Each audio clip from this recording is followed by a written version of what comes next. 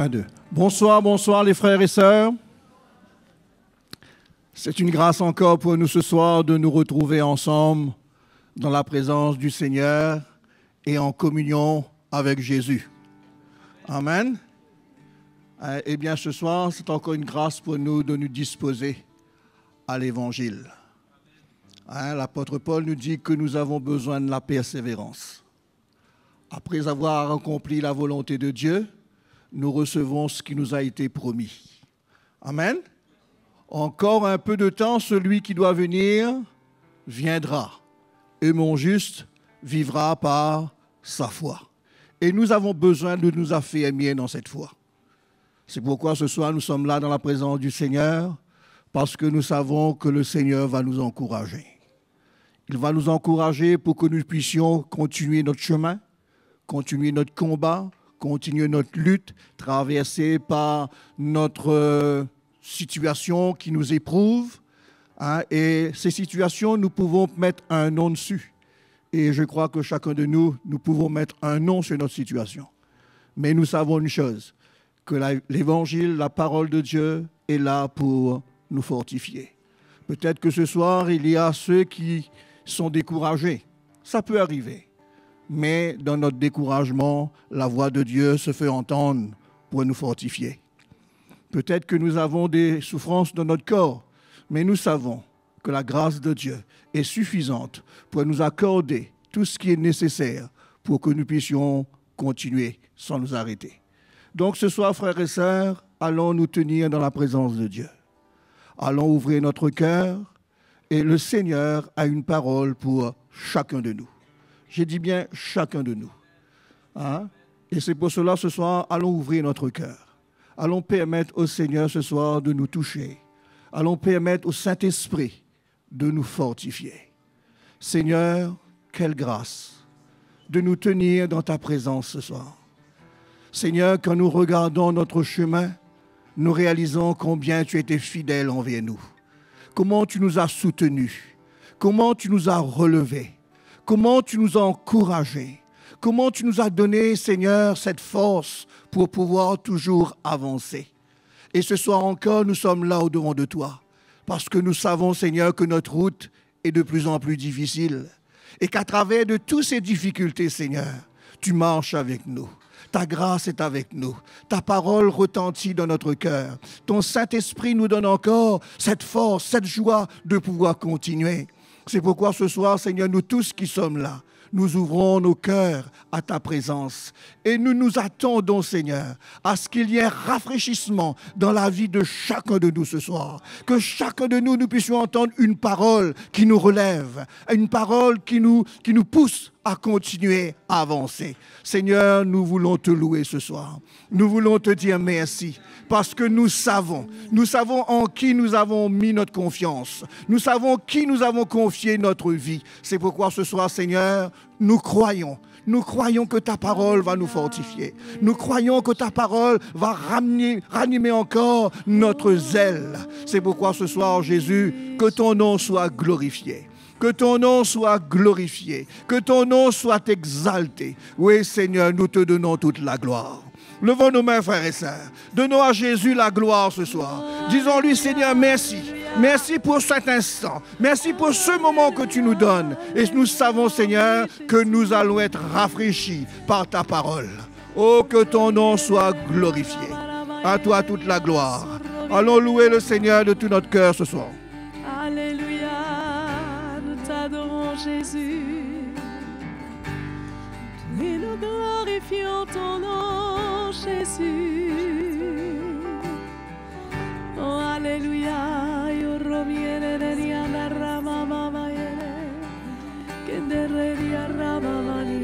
Alléluia. Notre Dieu est grand.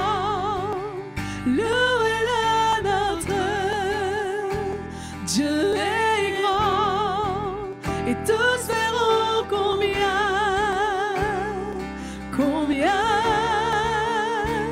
Dieu est grand. Adorons-le, notre Dieu est grand. Notre Dieu est grand, louons-le, notre Dieu est grand, et tous verront combien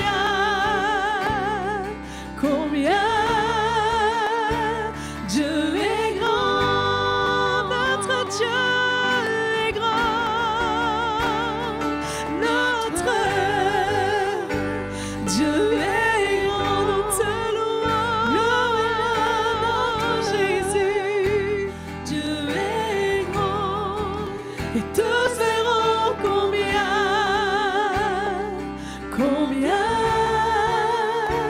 Dieu est grand, et ta splendeur, Seigneur, la splendeur du grand roi, revêtu de sa gloire, réjouit toute la terre, réjouit toute la terre, enveloppé de lumière, devant lui tout s'éclaire, tout est à découvert, alléluia, notre Dieu est grand, louez-le, notre Dieu est grand, et tous verront combien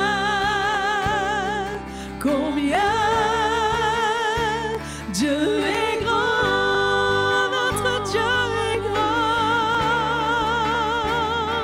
notre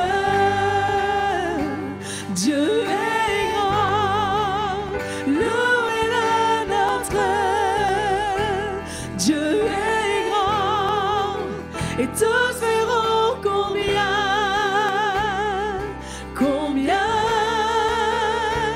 Dieu est grand, le nom le plus élevé,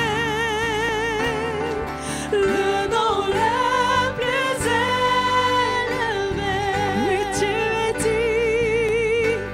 dit d'être loué, alléluia, nos cœurs verront combien Dieu est grand, élevons-le, le nom le plus élevé, oui, c'est toi, dit d'être loué, nos cœurs verront combien Dieu est grand, de tout mon être, de tout mon être, alors s'élève un chant, que tout puissant, que tu es grand, alléluia, de tout mon être, alors s'élève un chant, Dieu tout-puissant, Dieu tout-puissant, que tu es grand, tout mon être, de tout mon être, alors s'élève un chant, Dieu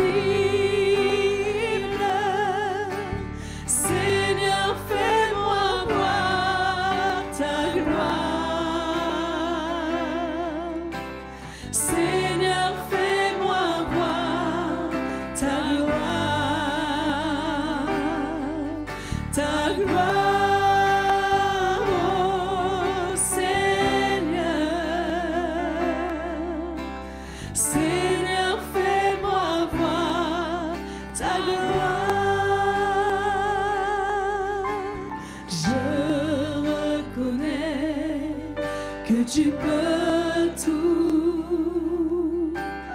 et que rien ne t'est impossible.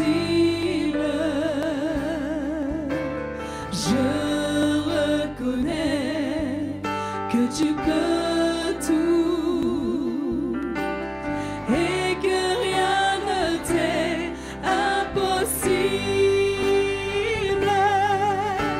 Seigneur, fais-moi voir ta gloire. Seigneur, fais-moi voir ta gloire. Ta gloire, oh Seigneur. Seigneur, fais-moi voir ta gloire. Seigneur, Seigneur, fais-moi voir ta gloire. Seigneur, fais-moi voir ta gloire. Ta gloire, oh Seigneur. Seigneur, fais-moi voir ta gloire. Ta gloire, oh Seigneur. Seigneur, fais-moi voir ta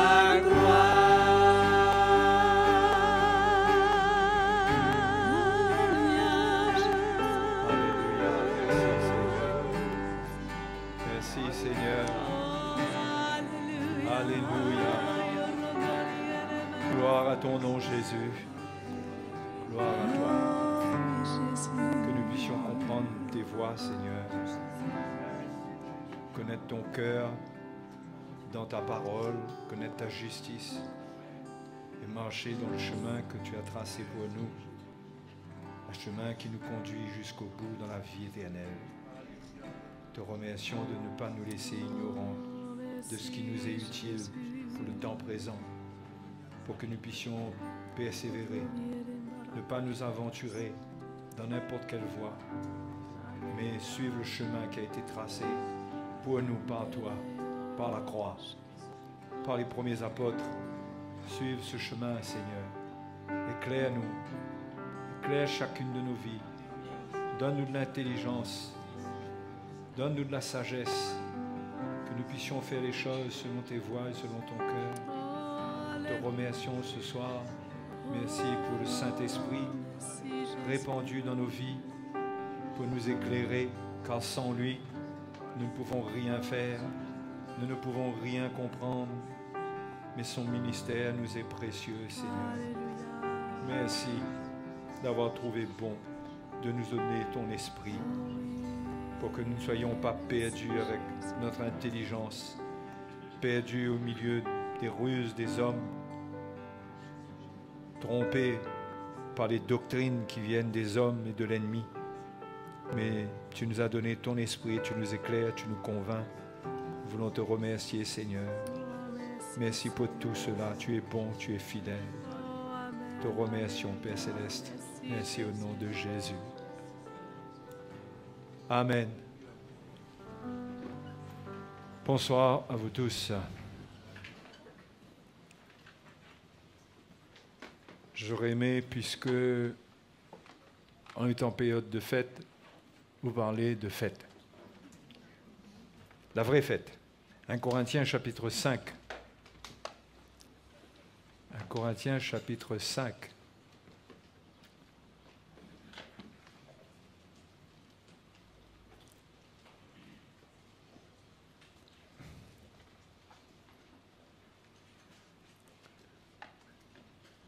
Paul dit au verset 6,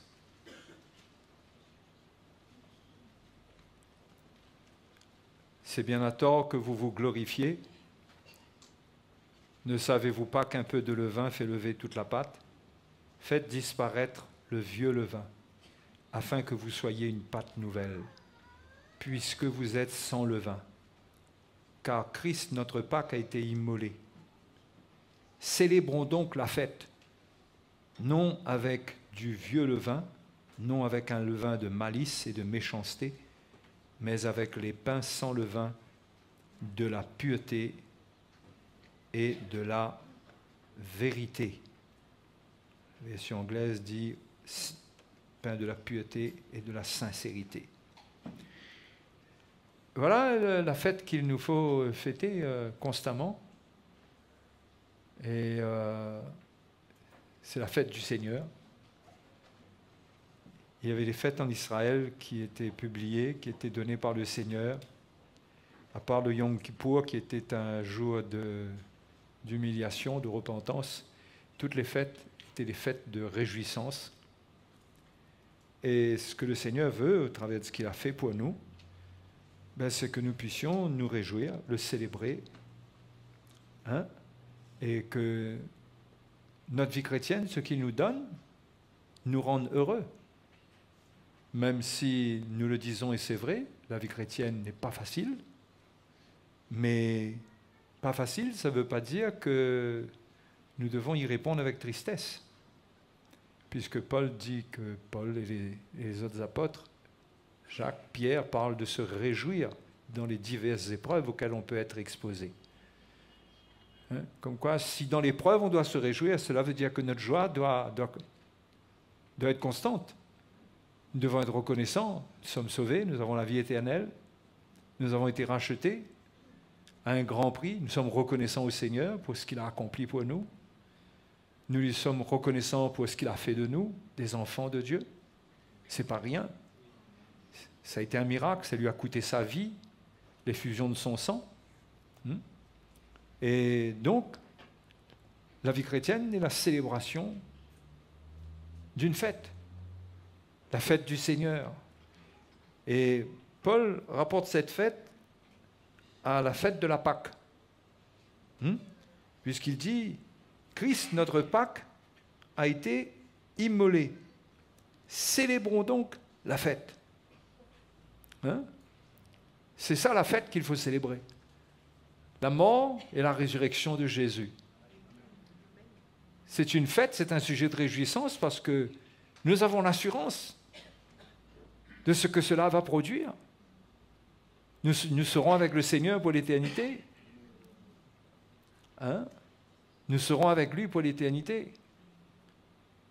Et la Pâque qui était célébrée dans l'Ancien Testament était une des fêtes qui, bien sûr, illustrait la mort de Jésus, puisque les animaux sacrifiés le jour de la Pâque, ça ne changeait pas grand-chose à la vie du peuple d'Israël, à leur vie personnelle. Ça n'amenait pas de changement en eux. Ça n'avait qu'une seule espérance, c'est qu'un jour, le Messie allait venir et allait accomplir toutes ces fêtes. Mais le temps n'était pas encore venu pour eux. Mais pour nous, le temps est venu. Depuis 2000 ans, Jésus est venu. Il est mort et ressuscité. Et il a accompli l'ombre. La préfiguration qui se trouve dans ces fêtes, il l'a accompli. Aujourd'hui, nous avons la réalité. Nous pouvons célébrer non pas des fêtes qui préfigurent, mais nous pouvons célébrer la fête qui est la réalité. C'est une réalité pour nous aujourd'hui d'avoir été pardonnés par le sang de Jésus, lavé de nos péchés. Nous l'avons vécu intérieurement. Nous sommes nés de nouveau, nous avons été justifiés. Et pendant cette fête de Pâques, il y avait le soir de la Pâque, où l'agneau pascal était sacrifié. Mais le lendemain commençait aussi la fête des pains sans levain, rattachée à la Pâque. C'est pourquoi Paul rattache la Pâque avec l'illustration du levain. Avec l'illustration du levain. Parce que ce qui vient gâcher la fête, c'est le levain. C'est le levain qui gâche la fête. Et dans l'Ancien Testament, l'ordre avait été donné, quand la fête des pains sans levain a commencé, ça a duré 7 jours, il ne fallait pas qu'il y ait de levain dans tout le pays. Pas de levain du tout, et personne ne devait manger de pain levé, ou du pain avec des levains, ou ce qu'ils appelaient encore du pain d'affliction. Personne ne pouvait manger des pains avec levain. C'était sans levain. Le levain était interdit dans tout le pays.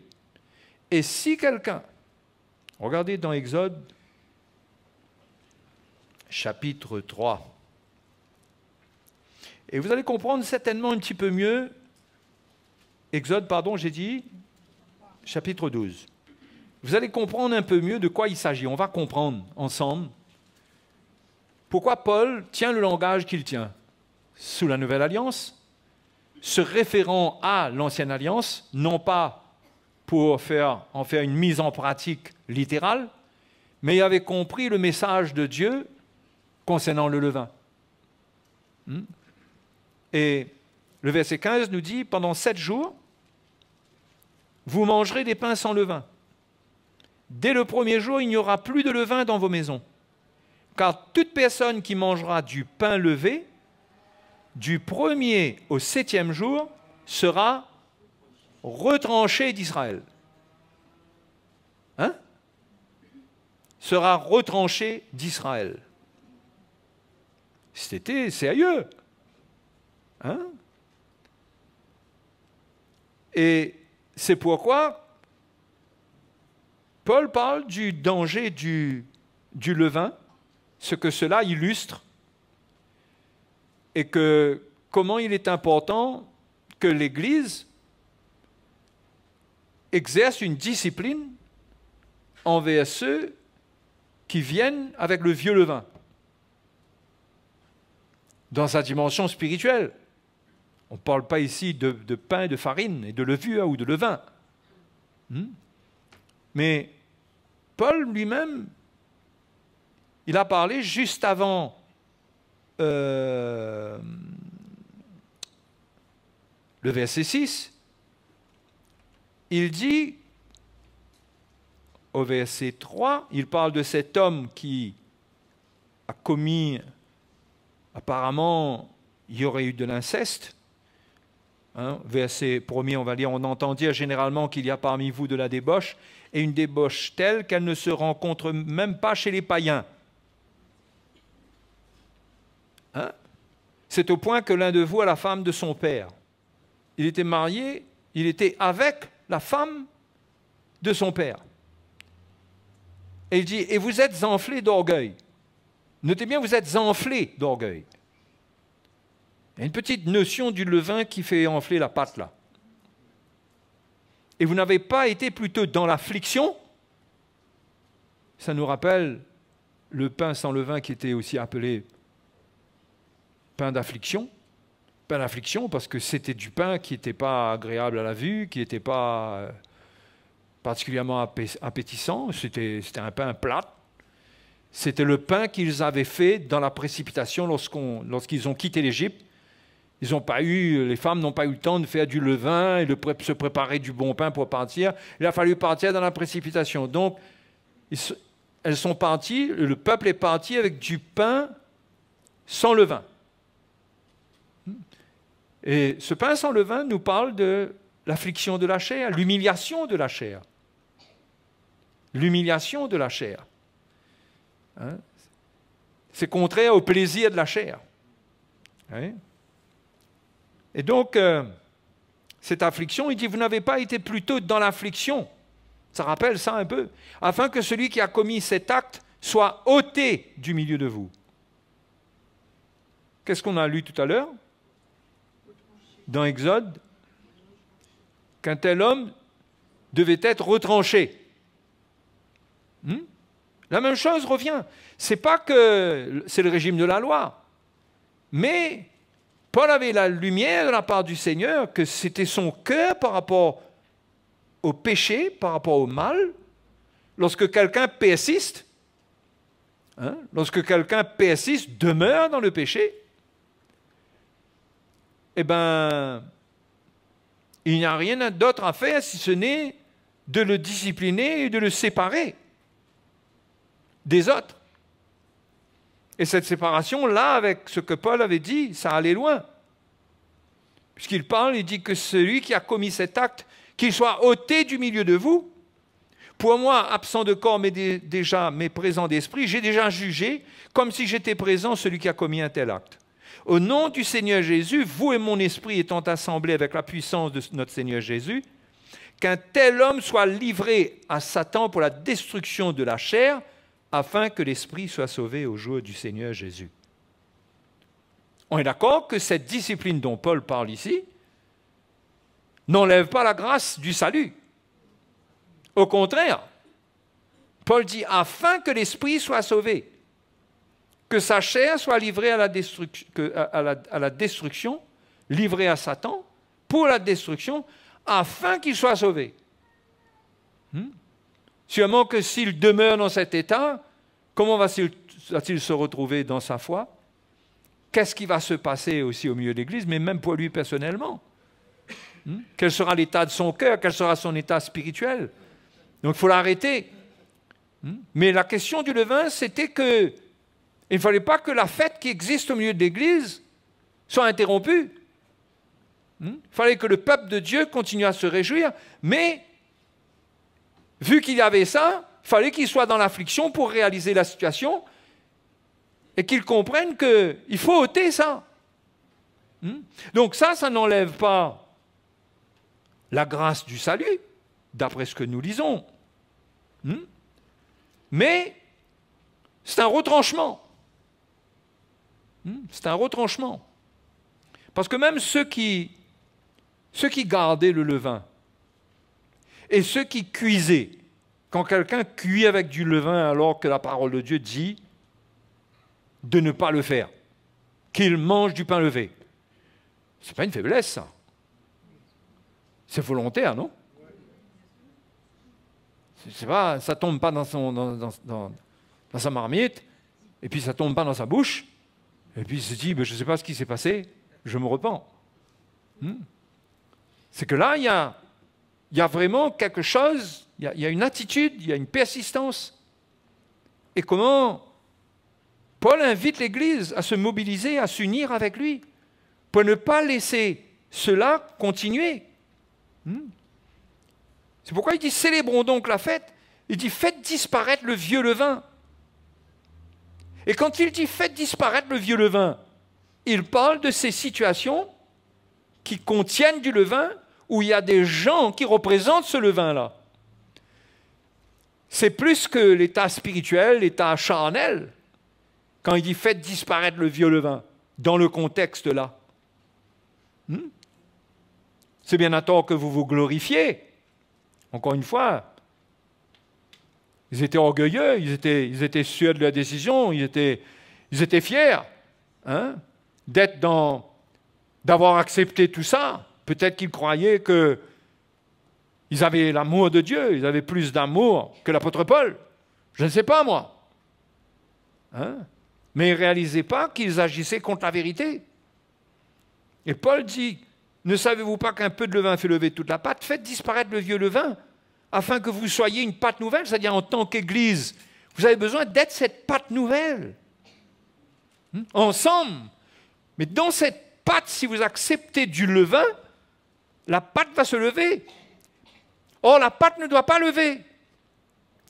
Puisque cette pâte, c'est l'Église dans un état où la chair est humiliée, où la chair n'est pas enflée. Comme Paul dit aux Galates, vous êtes enflés d'orgueil, vous vous glorifiez. C'est un état où l'Église se réjouit d'une fête, mais d'une fête sans levain. Une pâte qui est à plat. Et ça doit rester comme ça.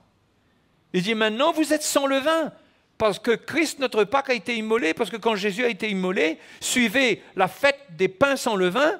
Cela voulait dire que Christ ayant été immolé, il n'y avait plus de place pour le levain. Ce que le levain signifie, maintenant spirituellement, doit disparaître de la vie des chrétiens. Et le levain, c'est une influence qui amène le mal, qui amène ce qui n'est pas bon dans l'Église et qui contamine les chrétiens. C'est pourquoi un chrétien qui aime le Seigneur, qui est pur dans son cœur, pourquoi défendrait-il le péché? Pourquoi cacherait-il le péché? Pourquoi? Pour quelle raison? Et l'on voit que ces attitudes de compromission sont graves pour l'Église, parce qu'elle fait lever toute la pâte. Ce qui veut dire qu'on va retrouver l'état de péché. On va retrouver la vieille pâte avec le vieux levain. Le vieux levain, c'était le levain du péché, du mal. C'était ça le levain. Ça faisait gonfler toute la pâte. Pendant les périodes de fête, le Seigneur ne voulait pas de cela dans la fête des pains sans levain. Il fallait que cela représente la vie chrétienne. Et la vie chrétienne est une vie sans vieux levain, afin que l'Église soit une pâte nouvelle. Et nous ne pouvons pas être une pâte nouvelle chacun de notre côté. Nous sommes ensemble une pâte nouvelle. Nous devons chercher à être une pâte nouvelle. C'est pourquoi nous devons résister au levain. Et ôter le méchant et enlever le levain. Parce que ce levain-là, on peut l'enlever. Le levain qui était jeté dans la pâte et mélangé, ça c'était trop tard. C'était trop tard. C'était sous l'Ancienne Alliance. C'est pourquoi les jugements étaient sévères sous l'Ancienne Alliance. Mais sous la Nouvelle Alliance, il y a toujours la repentance. S'il n'y a pas de repentance, eh bien, il y a une discipline. Si la discipline ne marche pas, il y a un jugement. Et cela sans ôter l'esprit de grâce. Parce que sous la Nouvelle Alliance, le but, c'est toujours le salut. Mais les chrétiens doivent défendre ça. La maison du Seigneur, on ne doit trouver de levain nulle part. Nulle part. Ça ne veut pas dire que les chrétiens doivent être parfaits. OK? Mais tout le monde doit venir, s'il a du levain dans sa vie, il doit venir condamner ça, jeter ça, et ne pas venir mettre ça dans la pâte. Dans les relations, dans les contacts qu'on a les uns avec les autres.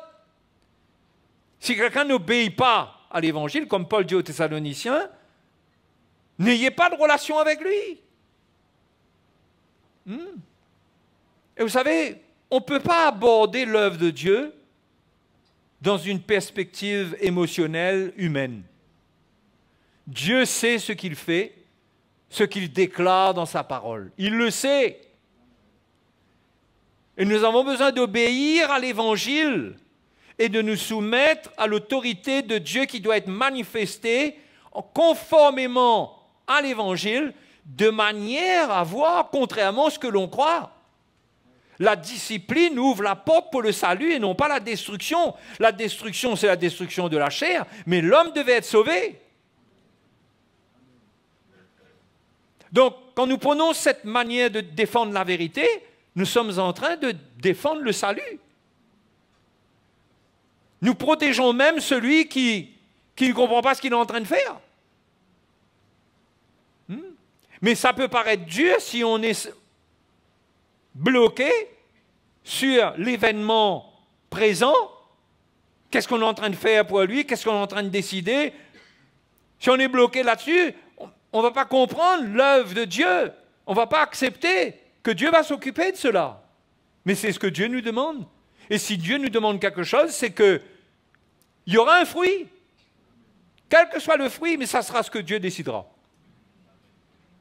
Mais nous pouvons espérer le meilleur d'après ce que la parole de Dieu nous dit. Non? Et encore une fois, juste après avoir partagé cela, au verset 9, lorsque Paul a fini de partager, de célébrer la fête, il dit « Je vous ai écrit au verset 9, dans ma lettre, de ne pas avoir de relation avec les débauchés. » Non pas d'une manière absolue avec les débauchés de ce monde, ou avec les cupides et les ravisseurs, ou avec les idolâtres. Autrement, il vous faudrait sortir du monde. Maintenant, ce que je vous écris, c'est de ne pas avoir des relations avec quelqu'un qui se nomme en frère, est débauché ou cupide ou idolâtre ou outrageux ou ivrogne ou ravisseur, de ne pas même manger avec un tel homme. Qu'ai-je en effet à juger ceux du dehors? N'est-ce pas ceux du dedans que vous avez à juger? Pour ceux du dehors, Dieu les juge. Ôtez le méchant du milieu de vous. Ôtez le levain. Et de ne pas avoir peur. Je ne suis pas en train de parler de situation présente, là. Mais il faut que nous soyons enseignés, éclairés. Parce qu'il y a des périodes où nous faisons face à des situations dans la vie des chrétiens où quelqu'un s'identifie au péché. Et on ne peut pas laisser cela pour la bonne santé du corps. Donc Paul dit que ne doit pas avoir de relation avec les débauchés, les cupides, les ravisseurs, les idolâtres, etc. Il dit, mais pas ceux du monde. Ben oui, quand le levain était interdit en Israël, ce n'était pas interdit dans le monde entier. Ce qui affectait le peuple de Dieu, c'était le levain en Israël. Ok? Donc quelqu'un qui se nomme frère, le problème, ce n'est pas le contact avec ceux qui sont comme ça dans le monde. Parce que Paul dit autrement, il vous faudrait sortir du monde. Bien qu'il faille faire attention à notre contact avec le monde. D'accord, je ne suis pas en train de dire qu'il n'y a aucun problème avec le monde. Mais Paul ne donne pas un ordre concernant la relation avec les gens du monde. Il dit sinon il faudrait sortir. Mais il parle de quelqu'un qui se nomme frère. C'est-à-dire que lui, il est dans la maison de Dieu, il se nomme frère et il a du levain. Et il a un levain là, que si on n'enlève pas, ça va faire monter toute la pâte. Et les frères et les sœurs, quand les anciens prennent une décision commune avec l'autorité apostolique, dans les cas les plus extrêmes, mais en général ça se passe comme ça, parce que nous voyons que c'est le modèle là, l'Église devrait s'unir avec l'autorité pour jeter le levain dehors. Le but, ce n'est pas de vouloir perdre personne, mais de protéger l'Église, ce que le Seigneur est en train de construire, et de protéger notre vie même. Parce que sait-on jusqu'à quel point ce levain-là peut nous affecter nous-mêmes, personnellement? Donc on voit que dans le contexte, quand Paul parle de ce levain, il parle de ceux qui gardent le mal, qui vivent une vie contraire à la volonté de Dieu. Et Paul dit donc célébrer la fête, non avec du vieux levain, non avec un levain de malice et de méchanceté. Et là, c'est deux formes de mal là qui sont citées. On ne le voit pas trop en français, quoique c'est bien représenté, mais malice, on peut ne pas le comprendre, c'est le mal d'une manière générale. Et le second a traduit méchanceté, parce que le mot grec, c'est poneria, qui parle vraiment du mal dans sa forme la plus virulente, la plus forte, agressive, destructive. Il dit donc, nous célébrons la fête, non pas avec le vieux levain de malice et de méchanceté, mais avec des pains sans levain de la pureté et de la vérité. C'est-à-dire qu'au milieu de nous, défendons la pureté, défendons la vérité. Restons purs au milieu de nous, et quand nous constatons que quelqu'un n'est pas pur, on doit l'exhorter à retrouver sa pureté de cœur. On doit lui parler. On ne peut pas faire comme si on a des oreilles sourdes. On ne peut pas faire comme si on ne comprend pas. Parce qu'on a trouvé du levain dans son cœur, dans sa bouche, dans ce qu'il exprime. Il y a du levain, il y a un désaccord, il y a une rébellion. Il y a le péché.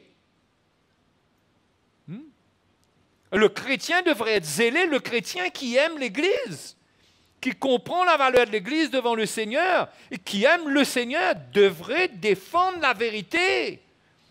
et parler. La Bible dit, si ton frère a péché, reprends-le entre toi et lui seul. S'il n'accepte pas, prends quelqu'un d'autre. S'il n'accepte pas, dis-le à l'église et qu'il soit pour toi comme un publicain ou un païen. On ne peut pas être émotionnel dans l'église. On ne peut pas s'accorder avec ceux ou avec quelqu'un qui transporte le vieux levain, qui se nomme frère. Le levain de ce mal-là, c'est décrit ici, là. Il dit les débauchés, les cupides, les ravisseurs. Hein? Les ravisseurs, ce sont les extorqueurs. On en a connu à certaines époques. De gens qui passaient au milieu des frères et des sœurs, qui cherchaient à avoir leur argent. Souvent, ces gens-là ne rendaient même pas l'argent qu'ils devaient. Ils volaient. Mais les chrétiens étaient naïfs. Certains chrétiens ont été naïfs avec leur amour. Et au lieu de s'associer avec les anciens pour voir ce qu'il en est, ils sont entrés dedans eux-mêmes, croyant qu'ils avaient un cœur. Ils sont tombés dans des pièges. Et ça n'a pas aidé ces gens-là. Voyez? Des extorqueurs, des ravisseurs. Hein, le mot ravisseur ici, ce n'est pas quelqu'un qui fait des kidnappings. Hein? Et de ne pas même manger avec un tel homme, qu'il ressente. Qu'on n'est pas d'accord, ça commence comme ça, et qu'on n'a pas de communion. Et ça, c'est la position de justice, de vérité, de droiture. Hein? Dieu lui-même, il se tient comme ça. Malgré l'amour qu'il a pour ses enfants, malgré l'amour qu'il a pour nous, il se tient comme ça. Et nous aussi, nous sommes des imitateurs du Seigneur avec le même amour, comme le Père qui attendait le Fils prodigue. On attend le retour, mais on n'ouvre pas la porte au péché. Le Fils prodigue s'est repenti quand il est revenu. C'est ce qui doit nous animer. Parce que la maison de Dieu, l'Esprit de Dieu, va édifier cette maison. Ce n'est pas une œuvre humaine, mais il faut qu'elle soit pure, cette œuvre. Il faut que les cœurs soient purs. Il ne faut pas qu'il y ait du vieux levain au milieu de nous. Alors parfois, c'est du levain qui est enlevé rapidement parce que les gens se repentent de leur situation. Parfois, quand il n'y a pas de repentance, on est obligé de parler de telle manière à avertir celui qui amène le trouble. Et au final, à prendre une décision claire. Oui. Et c'est ça la sécurité de l'Église, parce qu'on croit quoi? On croit que la sécurité de l'Église, c'est qu'on est là, tous, on aime Jésus, on est en train de chanter les cantiques, on lève nos mains vers le Seigneur, on aime le Seigneur, Dieu est amour, Dieu nous aime. Et là, quoi? On croit que tout le monde là est parfait, tout va bien. Et on est complètement aveugle. Mais mes frères et mes sœurs, on doit être attentif dans l'esprit. Pas méfiant, mais on doit être édifié de manière à ce que quand on voit le levain, et quand on sait qu'il y a un petit peu de levain, qu'on arrive à exhorter, à instruire, pour que ça n'augmente pas, que ça ne devienne pas un danger. Parce que Paul dit, un peu de levain fait lever toute la pâte.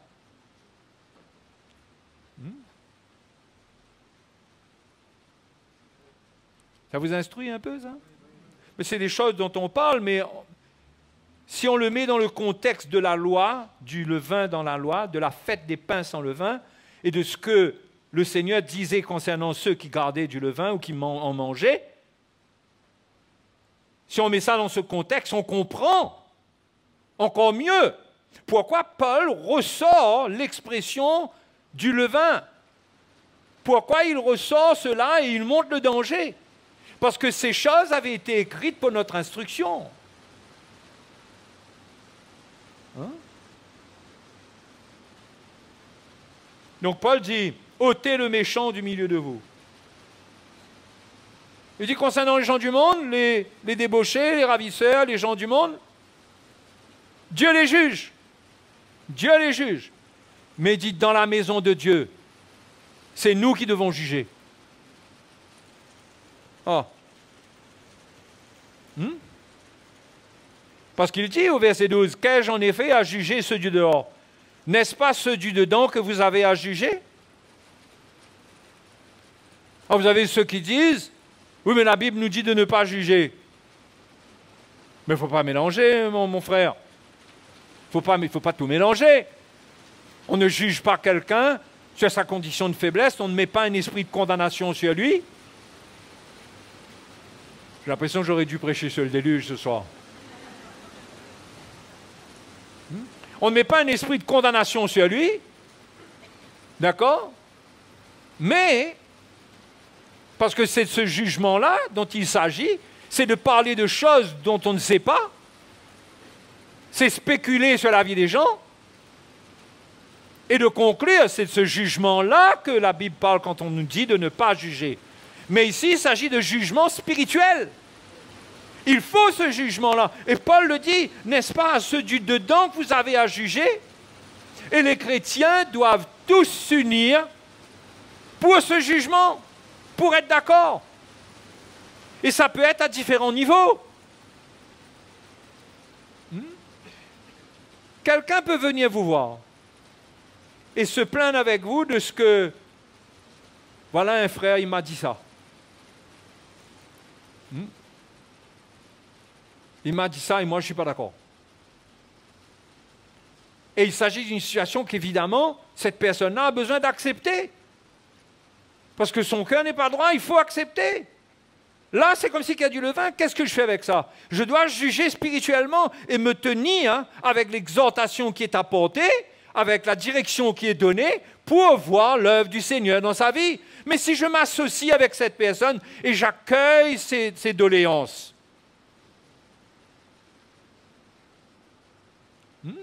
quelle œuvre on va voir dedans? Nous devons être zélés pour la justice, mes frères et mes sœurs. Nous devons aller dans le sens spirituel du jugement de Dieu, l'encouragement du Seigneur. Et faisons attention à notre amour humain, charnel, où nous pouvons croire que nous arrivons à aimer en dehors de la vérité, en dehors de la parole de Dieu. C'est dangereux. Paul a parlé aussi du levain aux Galates, vous vous souvenez? Galates chapitre 5.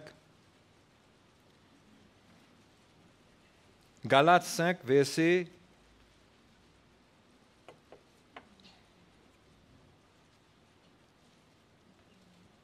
7.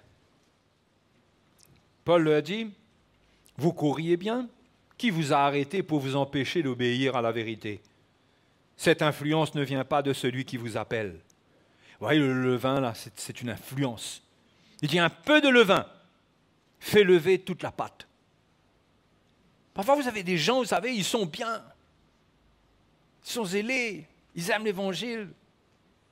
Vous avez un contact avec eux, vous ressentez qu'ils sont ouverts. Et puis un jour, vous ne comprenez pas. Il y a quelque chose qui a changé.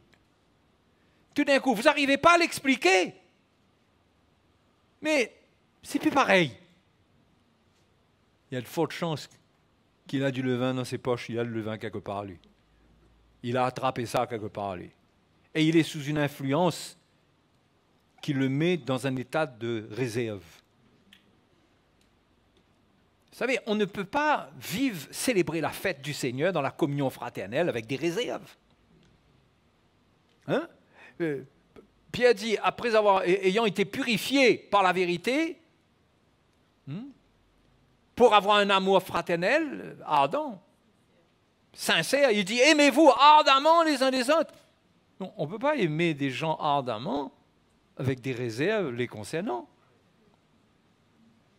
Donc l'Église doit être purifiée du levain de manière à ce qu'il y ait une vérité, une sincérité, une pureté, et que l'amour de Dieu peut se manifester ardemment.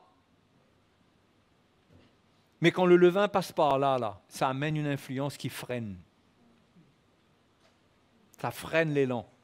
Paul dit, vous courriez bien, mais qui vous a arrêté pour vous empêcher d'obéir à la vérité? Il courait bien.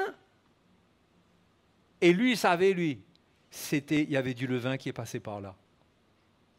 Il lui a dit, cette influence ne vient pas de celui qui vous appelle. Un peu de levain fait lever toute la pâte. J'ai cette confiance en vous dans le Seigneur que vous ne penserez pas autrement. Celui qui vous trouble, quel qu'il soit, en portera la peine. Même c'est vérité, hein?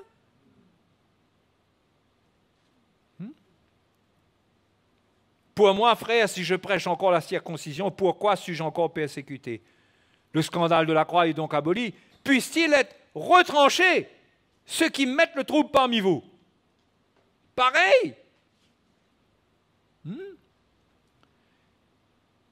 Quand quelqu'un, d'une manière obstinée, manifeste un autre esprit, dans un autre esprit, qui amène une autre doctrine finalement, un autre cœur, quand quelqu'un se tient là-dedans et qu'il n'accepte pas de comprendre ce que Dieu dit, comment Dieu veut que les choses se fassent, cette personne ne peut pas avoir de communion avec nous. Non pas d'une manière absolue, peut-être pas de bonjour, bonsoir, mais quelqu'un qui transporte son levain et qui essaye de le communiquer. Vous savez, parfois le levain se communique entre les chrétiens. Vous savez comment? Avec les petits liens Internet. Des messages étrangers qui n'édifient pas l'Église dans ce que l'Église doit vivre maintenant. Parce qu'il faut avoir cette intelligence qu'au milieu de nous, dans nos églises, ce que j'y inclus toutes les églises qui sont sous le ministère apostolique, il y a un message spécial. Il y a quelque chose de spécial que Dieu veut nous communiquer, une autre profondeur de la compréhension de la révélation de Christ que Dieu nous communique et que nous devons protéger pour pouvoir vivre ce qui est dedans. Parce que l'Église doit aller vers sa restauration et ça commence quelque part. Et il faut laisser dire, ceux qui veulent dire que nous sommes orgueilleux, qu'ils le disent. Parce que nous sommes assez radicaux concernant la doctrine. Mais il faut mieux être radical et pas laisser le levain passer. Mais protéger l'Église, protéger l'œuvre de Dieu.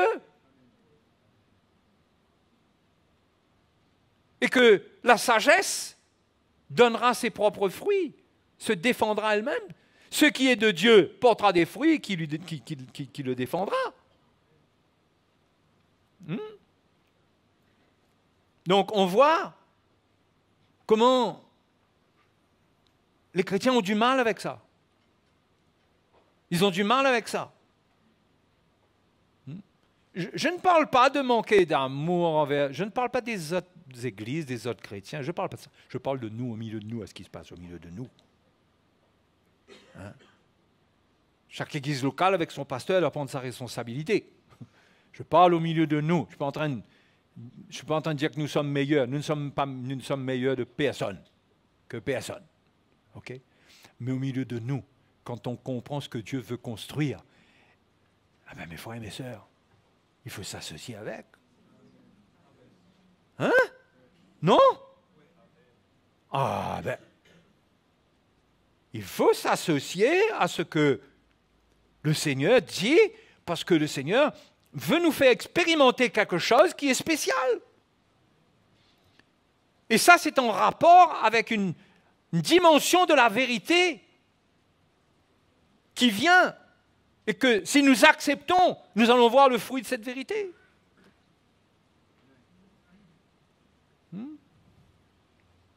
Donc on l'a vu, pour les Galates, c'était pareil. La loi, les judaïsants amenaient des influences. Ils voulaient que les Galates croient que ce n'était pas suffisant d'être justifié par la foi, il fallait être circoncis aussi. Et ils amenaient une influence malsaine, comme si que le salut dépendait maintenant aussi des œuvres. Et ça avait des conséquences, vous savez, parfois ça a des conséquences qu'on ne voit pas, mais ça avait des conséquences dans l'esprit, parce que quand cet enseignement-là rentre, ça ouvre la porte à la condamnation de la loi. Parce que la vie chrétienne dépend de la réussite des œuvres. Notre paix avec Dieu dépend de cela. Ça venait toucher à des choses très sensibles, dangereuses. C'est pourquoi Paul dit j'espère que vous ne penserez pas autrement, mais celui qui agit comme ça. Bien sûr, cela sous-entend qu'il s'agit de gens qui sont obstinés. Eh bien, Paul disait qu'il soit retranché.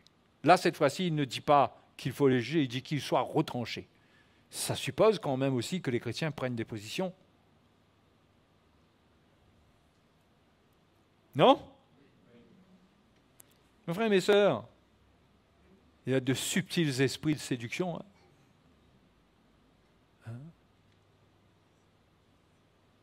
Et on ne voit pas tout. Vous devez être sur vos gardes. Mais il faut prendre ta responsabilité, mon frère. Tu es un frère ou tu n'es pas un frère? Ou tu es une sœur ou tu n'es pas une sœur? L'église, c'est ton église, c'est pas ton église.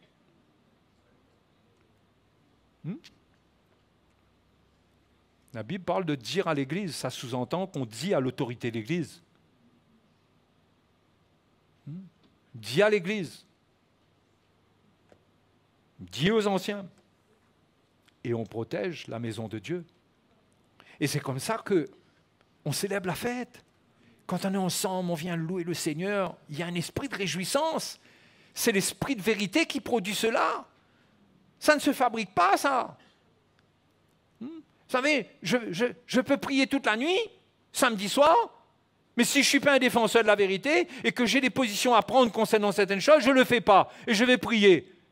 Mais que le mal continue, là, je prie pour quoi, moi, là? J'ai besoin d'agir. Vous comprenez? Et mon action portera plus de fruits que ma nuit de prière, peut-être. Ma défense de la vérité. Parce que la défense de la vérité rend l'atmosphère de l'Église pure. Pure. Il faut se battre pour l'Évangile. Non? Pourquoi est-ce qu'on se retrouve? On se retrouve parce qu'on veut édifier la maison de Dieu. Il faut comprendre ça. Édifier la maison de Dieu, c'est pratiquer l'Évangile, c'est défendre l'Évangile, c'est obéir à l'Évangile, c'est marcher selon l'amour, c'est garder notre cœur pur pour être en contact les uns avec les autres en toute pureté, afin d'être une lumière pour ceux qui sont dans les ténèbres.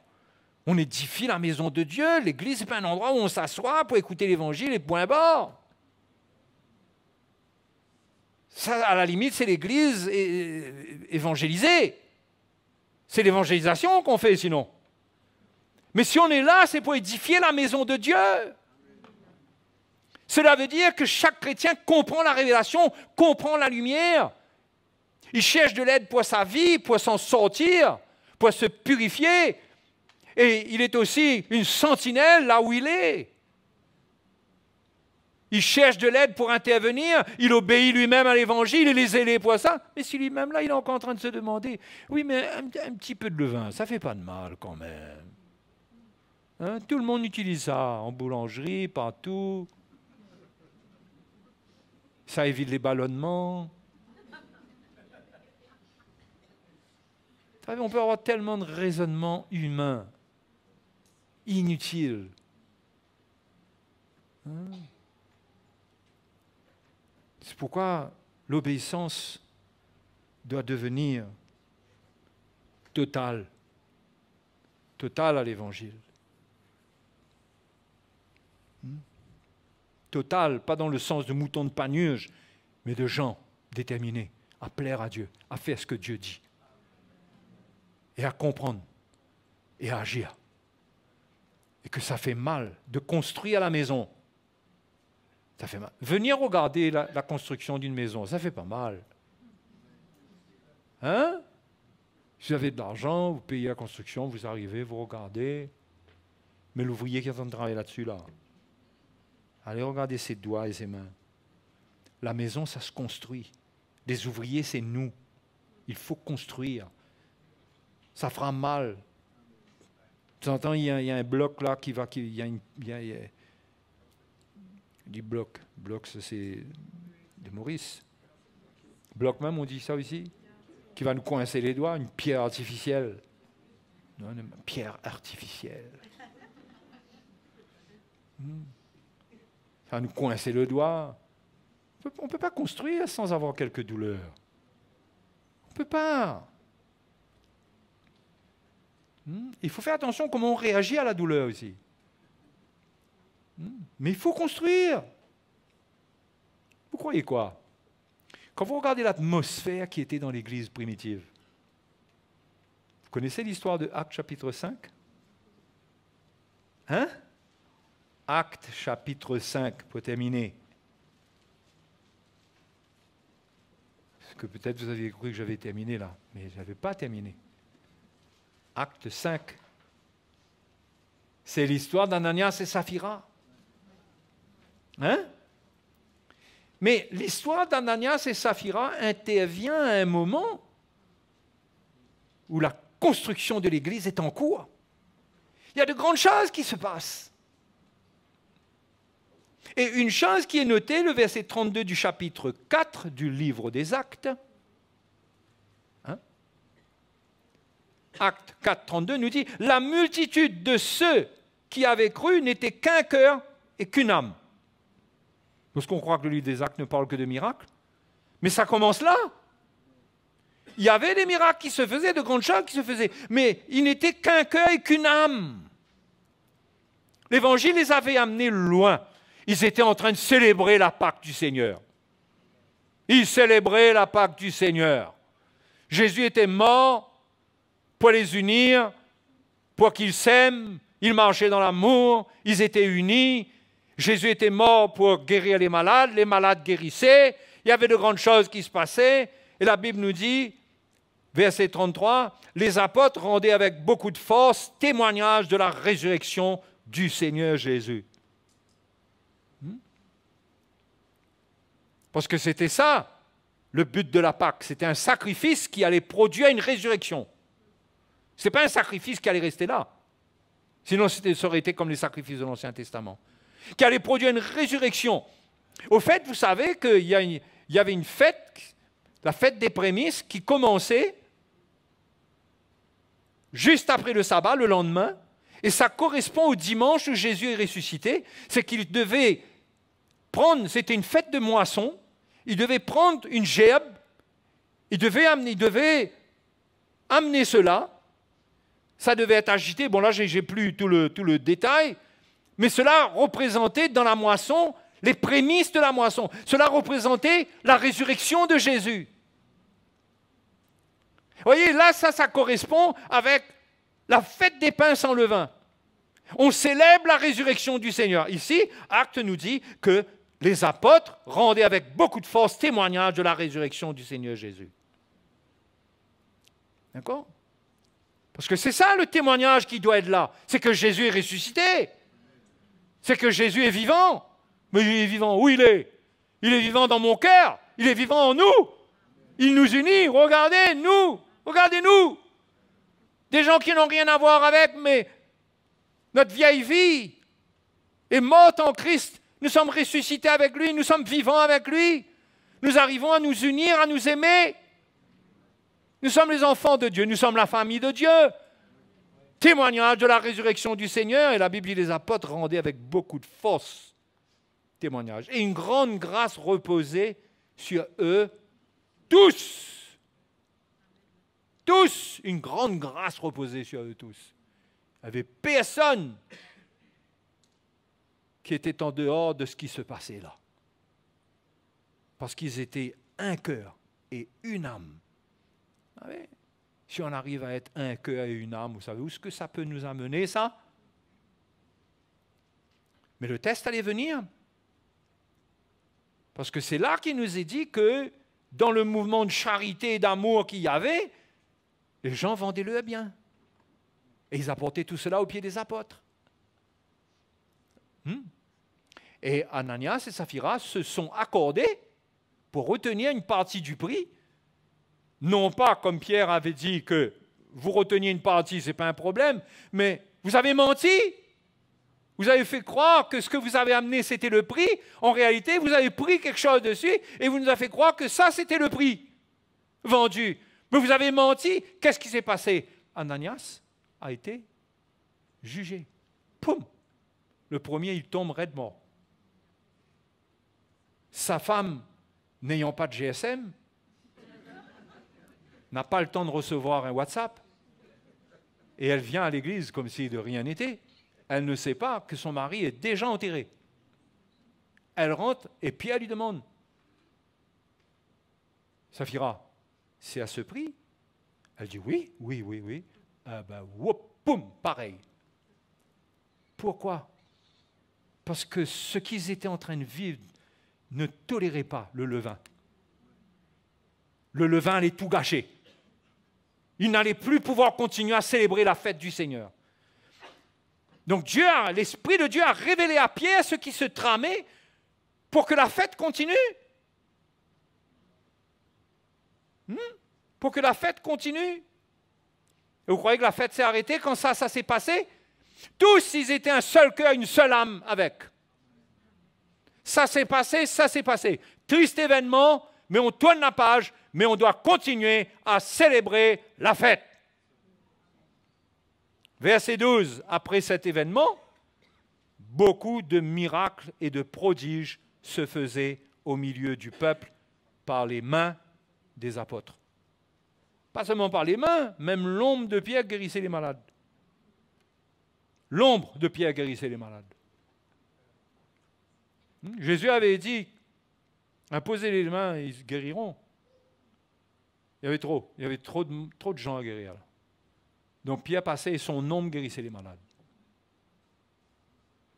Vous voyez? La fête a continué. Mes frères et mes sœurs, il y a une fête qui se prépare pour nous. Cette fête dépend de la construction qui se fait au milieu de nous. Quel genre de relation nous allons avoir dans la lumière? Comment l'Évangile prend notre vie? Qu'est-ce que nous serons en train de tolérer dans les ténèbres ou qu'est-ce que nous serons en train de condamner? Comment nous allons nous associer de cœur avec l'Évangile apostolique? Ça, c'est des questions auxquelles chacun doit répondre avec sa vie.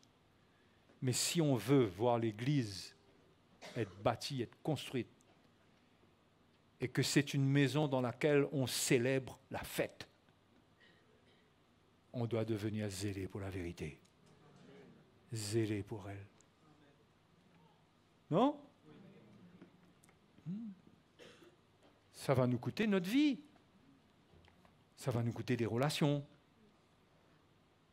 Ça va nous coûter beaucoup de choses. Mais qu'est-ce qu'on aura en retour? Hein? Qu'est-ce qu'on aura en retour? Oui, mais quand, frère? Demande pas quand, toi. Continue à bâtir. Moi, je suis prêt à bâtir, même si je ne vais pas voir pleinement ça. Mais si avec ma vie, je peux laisser des traces de cela pendant que je suis là, si ça vient dans 30 ans, parce que dans 30 ans, j'aurai 92 ans, je ne pense pas que je serai encore là. On ne sait jamais. Un petit série là, il tient le coup. On ne sait jamais. Mais même si ça doit prendre 30 ans, 40 ans, je veux bâtir avec un évangile qui exhorte dans ce sens.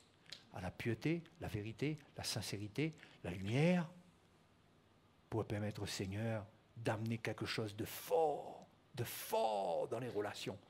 Un amour ardent, quelque chose qui va témoigner en premier dans les cœurs de la résurrection de Jésus, en premier, où l'on devient un seul cœur, une seule âme. Et tous les jours de notre vie, on donne notre vie pour ça, jusqu'à ce qu'on voit cela. Jusqu'à ce qu'on voit cela. Si on ne voit pas avec nos yeux, on n'aura pas travaillé en vain, mais d'autres verront. Et ils se réjouiront.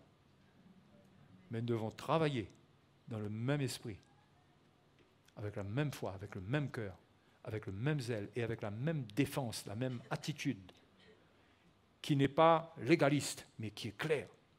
Ce n'est pas de la dureté qui blesse des gens, mais c'est une fermeté qui ne recule pas et qui n'avance pas vers l'autre. Une fermeté.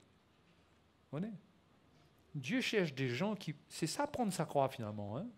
Beaucoup. Hein? On doit prendre notre croix pour vivre ça. On doit prendre notre croix pour vivre ça. Parce que ce n'est pas facile à la chair.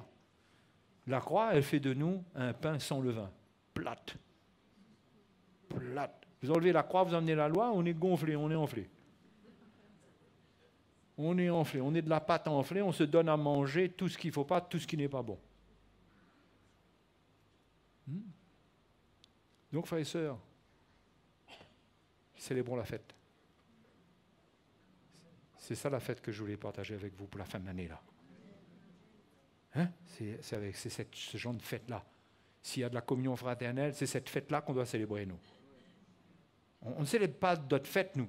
C'est ça notre fête à nous. C'est la Pâque du Seigneur. Pas la Pâque de l'Ancien Testament, c'est l'accomplissement de cette Pâque de l'Ancien Testament. Mais c'est son accomplissement. C'est la résurrection de Christ qui est venue dedans. C'est cette gerbe qui devait être agitée le dimanche. Cette résurrection qui doit être là. C'est ça qu'on veut vivre. Que Dieu réveille nos jeunes gens pour qu'ils comprennent cela. Hein? Amen. Allez, allons remercier le Seigneur ensemble.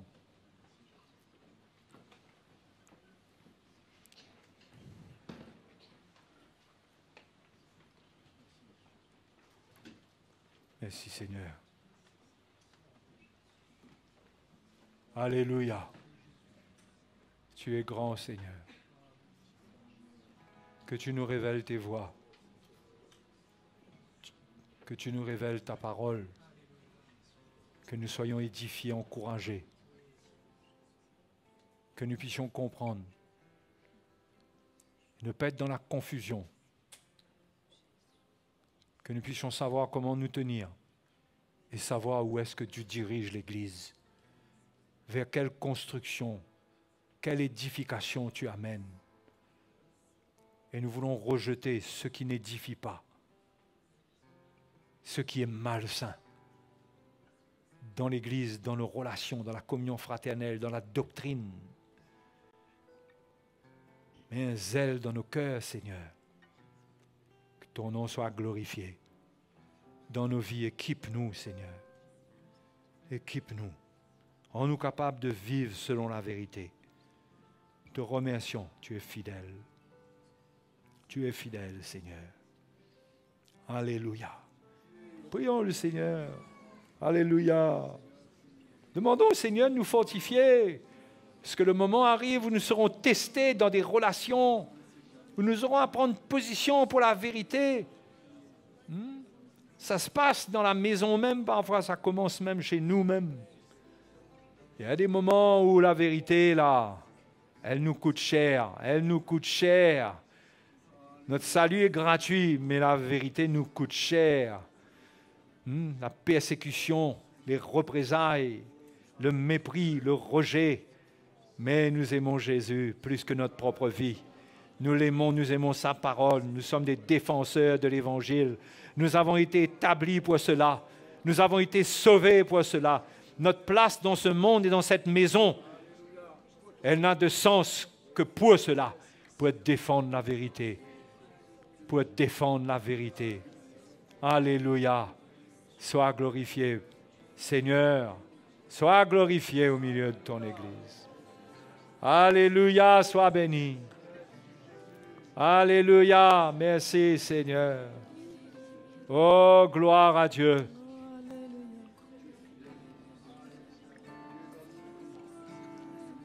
Alléluia, gloire à Jésus. Hein? Donc, ces choses-là ne sont pas là pour nous transmettre la peur d'être retranchés. D'accord? Mais la crainte de Dieu. Parce que le Dieu de l'Ancien Testament, son cœur n'a pas changé envers le péché. Sa manière de traiter le péché a changé. Nous sommes sous une alliance, mais son cœur pour le mal n'a pas changé. Si nous l'aimons, nous devons haïr le mal. Avec le cœur que Jésus est venu manifester pour sauver et non pas pour perdre. Et non pas pour perdre. Parce que l'esprit de l'Ancien Testament qui animait même les disciples, ils voulait des mesures drastiques, radicales, pour être détruire parfois. Mais le Seigneur les a arrêtés. Nous devons saisir le cœur du Seigneur, mais nous devons rester avec la justice. Ce qui est juste, ce qui est droit. Et quand quelque chose n'est pas droit, et qu'il y a une défense de ce qui n'est pas droit, ça veut dire qu'il y a un levain qui est là pour défendre ça, pour le laisser fermenter. Et il va fermenter, hein? Et il va faire du mal. On doit le détruire. Et encourager les frères et les sœurs et s'exhorter à détruire le levain. Détruis ça, mon frère. Ce n'est pas la pensée du Seigneur. Ça va t'emmener loin, ça. Hein? Laisse pas ça. Laisse pas ça mijoter dans ta tête. OK? Alléluia. On veut célébrer la fête. On sait très bien qu'on ne peut pas fabriquer un esprit de joie, un truc là, mais si notre cœur est pur, la joie du Seigneur nous animera. Hein? Nous ne sommes plus dans les temps où on applique des techniques pour être dans la louange et tout ça. On sait que tout cela dépend beaucoup de notre état de cœur. Beaucoup, beaucoup, beaucoup. Et purifions-nous du vieux levain. Soyons une pâte nouvelle. Dans nos relations, si on sait que notre frère, comme Jésus a dit, a quelque chose contre nous, allons, réconcilions-nous. Pourquoi? On ne veut pas laisser du levain. On ne veut pas laisser le mal fermenter. On veut se purifier de tout mal pour que dans la maison de Dieu règne quelque chose de propre et que la gloire de Dieu se manifeste. Parce que, qui sait, le temps vient où certains membres de votre famille, certains amis visiteront l'église. Qu'est-ce que vous souhaiteriez pour eux? C'est qu'au jour où ils viennent, que la puissance de Dieu est là. Que l'église est porteuse d'un vrai témoignage de la résurrection de Christ. Amen. Et que leur vie soit changée, soit bouleversée. C'est ça qu'on veut, non? Et qui sait? Peut-être qu'il y a des choses qui ne se passent pas encore parce que ce travail-là doit se faire. Mais mes frères et mes sœurs, quand ça se fait, Dieu fera au-delà de ce qu'on demande et qu'on imagine et qu'on pense. Ça, c'est certain. Amen. Il faut s'en réjouir d'avance. Alléluia. Hein? Allez, allons louer le Seigneur ce soir. Ta fidélité est grande. Ta fidélité est incomparable. Nul n'est comme toi, mon Seigneur. Grande est ta fidélité. Ta fidélité est grande. Ta fidélité est incomparable. Nul n'est comme toi, mon Seigneur. Grande est ta fidélité. Alléluia. Ta fidélité est grande.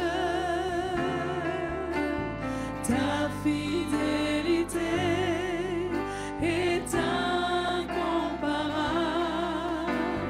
Nul n'est comme toi, mon Seigneur. Grande est ta fidélité, ta fidélité. Ta fidélité est grande. Ta fidélité est incomparable. Nul n'est comme toi, mon Seigneur. Grande est ta fidélité. Grande est ta fidélité.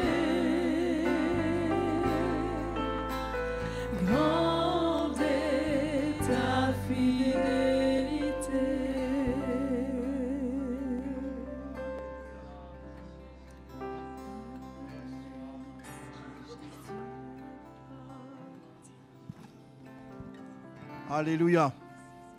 C'est bon d'entendre l'évangile. Amen. Nous n'allons pas être comme les disciples pour dire, Maître, ces paroles est dure, qui peut l'entendre? Hein? Mais l'évangile est là, frères et sœurs, pour nous rendre libres. Et je suis sûr que ce soir, chacun de nous, nous avons réalisé que quelque part dans nos sentiments, dans nos émotions, dans nos relations, il y a toujours un petit peu de levain quelque part. Amen. Et si le Seigneur parle, c'est pour que nous soyons de plus en plus cette pâte sans levain qui glorifie le nom du Seigneur Jésus. Amen. C'est pourquoi ce soir, c'est un moment extraordinaire pour nous. Amen.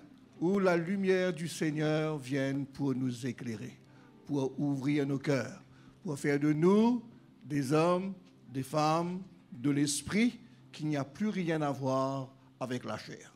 Amen. L'apôtre Paul dit, le monde est crucifié pour moi comme je le suis pour lui. C'est-à-dire, aucun moyen pour que son levain puisse venir faire gonfler ma patte. Amen ou pas? Hein, surtout dans cette période.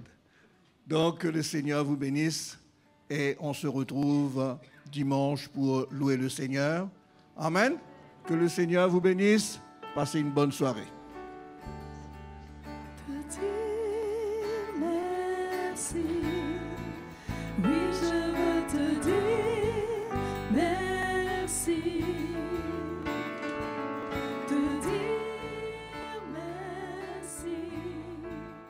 Oui, je veux te dire merci, merci. Te dire merci. Oui, je veux te dire merci. Te dire merci. Oui, je veux te dire merci. Merci Seigneur. Merci Seigneur.